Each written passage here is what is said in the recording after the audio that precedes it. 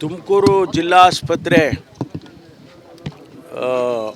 ಕಟ್ಟಡ ಹಳೇದಾಗಿತ್ತು ಅನ್ನೋದು ಒಂದು ಭಾಗ ಮತ್ತು ಮಾಡರ್ನ್ ಫೆಸಿಲಿಟೀಸು ಏನು ಕಷ್ಟದಿಂದ ಬರ್ತಾರೆ ಆ ಜನರಿಗೆಲ್ಲ ಸಿಗಬೇಕು ಅಂತೇಳಿ ಅದು ಸದ್ಯಕ್ಕೆ ಆಗ್ತಾ ಇರಲಿಲ್ಲ ಅಂತಕ್ಕಂಥದ್ದು ಕಂಪ್ಲೇಂಟ್ಸು ಮತ್ತು ಭಾಳಷ್ಟು ಜನರ ಬೇಡಿಕೆ ಕೂಡ ಹೊಸದಾಗಿ ಆಸ್ಪತ್ರೆ ಕಟ್ಕೊಡಿ ಅಂತ ಹೇಳ್ತಾಯಿದ್ರು. ಅದಕ್ಕಾಗಿ ನಾವು ಊರಿನ ಹೊರಗೆ ಆಸ್ಪತ್ರೆ ಮಾಡಬೇಕು ಅನ್ನೋ ಒಂದು ಉದ್ದೇಶ ಇತ್ತು. ಆದರೆ ಇದನ್ನೇ ಸಲಹೆಗಳು ಬಂತು, ಇದನ್ನೇ ಕಟ್ಟಡವನ್ನು ಆಗಿದ್ರೂ ಶಿಥಿಲ ಆಗಿದೆ, ಅದನ್ನು ಹೊಡೆದಾಕಿ ಇಲ್ಲೇ ಕಟ್ಬೋದು ಅಂತೇಳಿ. ಅದಕ್ಕೆ ನಾವು ಈ ಮೈನಿಂಗ್ ಇದರಲ್ಲಿ ಹಣದಲ್ಲಿ ಇದನ್ನು 130 ಕೋಟಿ ಎಸ್ಟಿಮೇಟ್ ಮಾಡಿ ಅದರ ಅಪ್ರೂವಲ್ಸ್ ಎಲ್ಲ ತೊಗೊಂಡು ಇವತ್ತು ಮುಖ್ಯಮಂತ್ರಿಗಳು ಬಂದು ಇಲ್ಲಿ ಅಡಿಗಲ್ಲು ಹಾಕಿ ಹೋಗಿದ್ದರು.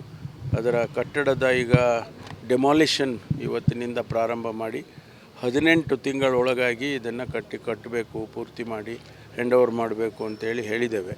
ಅದಕ್ಕೂ ಮುಂಚೆ ಆದರೆ ಇನ್ನೂ ಒಳ್ಳೆಯದು. ಒಂದು ಮಾಡರ್ನ್ ಫೆಸಿಲಿಟಿ ಎಲ್ಲ ಇವತ್ತು ತಮಗೆಲ್ಲ ಗೊತ್ತಿದ್ದಂಗೆ ಆರೋಗ್ಯ ಕ್ಷೇತ್ರದಲ್ಲಿ ಭಾಳ ದೊಡ್ಡ ಬದಲಾವಣೆಗಳಾಗಿದೆ. ಇಡೀ ದೇಶದಲ್ಲೂ ಆಗಿದೆ, ಬೇರೆ ಬೇರೆ ದೇಶಗಳಲ್ಲೂ ಆಗಿದೆ. ಅದೇ ರೀತಿ ನಮ್ಮಲ್ಲೂ ಕೂಡ ಆಗಬೇಕು, ಒಂದು ಮಾಡರ್ನ್ ಫೆಸಿಲಿಟೀಸು ಇಲ್ಲಿ ಆಗಬೇಕು ಅಂಥೇಳಿ ಇದನ್ನು ಮಾಡ್ತಾಯಿದ್ದೀವಿ. ಸ್ವತಂತ್ರ ಪೂರ್ವದ ಕಟ್ಟಡ ಸರ್, ಒಂದಷ್ಟು ಕಲ್ಲುಗಳು ಇದೆಲ್ಲ ಭಾಳ ಯೋಚನೆ ಮಾಡಿದ್ದೀವಿ. ಭಾಳ ಚರ್ಚೆ ಆಗಿದೆ. ಏಕಾಏಕಿಯಾಗಿ ಏನು ನಾವು ಇದನ್ನು ತೀರ್ಮಾನ ಮಾಡಿಲ್ಲ. ಭಾಳಷ್ಟು ಚರ್ಚೆಯಾಗಿ ಇದನ್ನು ಮಾಡಬೇಕು ಅಂಥೇಳಿ ನಾವು ತೀರ್ಮಾನ ತಗೊಂಡಿದ್ದೇವೆ. ಅದೇ ಅಲ್ಲಿರ್ತಕ್ಕಂಥ ಮೆಟೀರಿಯಲ್ಸ್ ಏನಿದೆ ಅದು ಸೈಜ್ಗಲ್ಲು ಅದನ್ನೆಲ್ಲ ಉಪಯೋಗ ಮಾಡ್ಕೊಳ್ಳೋಣ ಕನ್ಸ್ಟ್ರಕ್ಷನ್ಸಲ್ಲಿ ಅಂತ ಹೇಳಿದ್ದೇವೆ. ಎಸ್, ಸೂರಜ್ ಹೆಗ್ಡೆ ನಮ್ಮ ಪ್ರಸ್ತುತ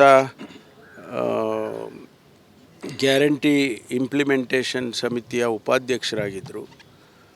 ಅವರು ನಮ್ಮ ಪಕ್ಷದಲ್ಲಿ ಉಪಾಧ್ಯಕ್ಷರಾಗಿ ಕೆಲಸ ಮಾಡಿ ರಾಜ್ಯದಲ್ಲಿ, ಅನಂತರ ಅಖಿಲ ಭಾರತ ಕಾಂಗ್ರೆಸ್ ಪಕ್ಷದ ಕಾರ್ಯದರ್ಶಿಯಾಗಿ ತಮಿಳುನಾಡು ಉಸ್ತುವಾರಿಯನ್ನು ಕೊಟ್ಟಿದ್ದರು ಅವರಿಗೆ. ಭಾಳ ದುರದೃಷ್ಟಕರ. ನನಗಂತೂ ಭಾಳ ಚಿಕ್ಕ ಹುಡುಗನಿಂದ ನಾನು ನೋಡಿದ್ದೇನೆ ಅವರನ್ನು. ನನಗೆ ದೇವರಾಜ್ ಅರಸು ಮೊಮ್ಮಗ, ಅವರ ಕುಟುಂಬದವರಾಗಿ ಒಬ್ಬ ರಾಜಕೀಯ ಕ್ಷೇತ್ರದಲ್ಲಿ ಬೆಳ್ಕೋಬೋದು ಅಂಥೇಳಿ ನಾವೆಲ್ಲ ಅವರಿಗೆ ಪ್ರೋತ್ಸಾಹ ಮಾಡ್ತಾಯಿದ್ದು. ನನಗಂತೂ ಭಾಳ ನೋವಾಗಿದೆ. ಭಗವಂತ ಅವರ ಆತ್ಮಕ್ಕೆ ಶಾಂತಿಯನ್ನು ಕೊಡಲಿ, ಅವರ ಕುಟುಂಬ ವರ್ಗದವರಿಗೆ ಆ ನಷ್ಟವನ್ನು ಭರಿಸ್ತಕ್ಕಂಥ ಶಕ್ತಿಯನ್ನು ಕೊಡಲಿ ಅಂಥೇಳಿ ನಾನು ಪ್ರಾರ್ಥನೆ ಮಾಡ್ತೇನೆ. ನಮ್ಮ ವಿಶೇಷವಾಗಿ ಕಾಂಗ್ರೆಸ್ ಪಕ್ಷಕ್ಕೆ ನಮ್ಮೆಲ್ಲರಿಗೂ ಕೂಡ ಭಾಳ ನೋವಾಗಿದೆ. ಕಾಂಗ್ರೆಸ್ ಪಕ್ಷಕ್ಕೆ ನಷ್ಟ ಆಗಿದೆ ಅಂಥೇಳಿ ನಾನು ಈ ಸಂದರ್ಭದಲ್ಲಿ ಹೇಳೋದಕ್ಕೆ ಬಯಸ್ತೇನೆ.